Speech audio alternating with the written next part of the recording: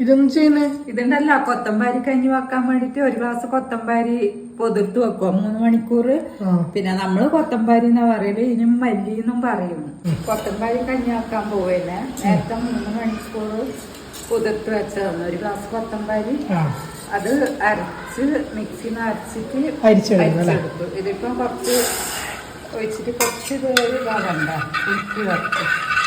ഇത് കുറുക്കി എടുക്കണം. കുറച്ച് സമയം ഇത് കുറച്ച് വെല്ലം ഇടുന്നുണ്ട്.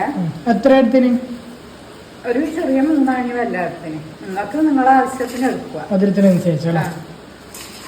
നമ്മളിതിപ്പോ കുറച്ചാക്കണം.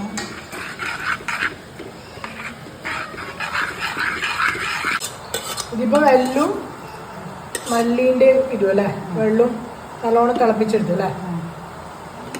ഇനിയൊന്നോ ഇത് ഉണങ്ങലരി വേവിച്ചതാണ്, അത് ഇതിടുന്നുണ്ട്.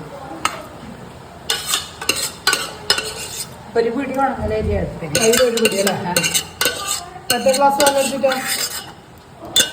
വെള്ളം ഉണങ്ങല 2 ഗ്ലാസ് വെള്ളം. വിസിലോ? ഉപ്പ് അതുകൊണ്ട് 5-6 വിസിലടിച്ചു. കുറച്ച് ഉപ്പ് കൂടാ.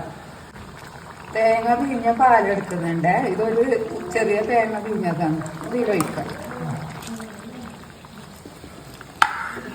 തേങ്ങാപ്പാൽ ഒഴിച്ച് കഴിഞ്ഞാൽ അധിക സമയം തിളപ്പിക്കണ്ടല്ലോ.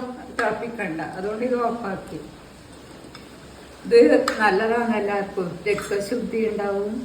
പിന്നെ പണ്ടത്തെ കാലം തന്നെയാണ് ഇങ്ങനെ ഓരോന്നായിട്ട് കർക്കിടക മാസം വെക്കുന്നതാണ്. അതുകൊണ്ട് എല്ലാവരും ഇത് വെച്ച് നോക്കിയിട്ട് കുടിച്ചത് ആരോഗ്യത്തിന് നല്ലതാണ്. ആരോഗ്യത്തിന് നല്ലതാണ്.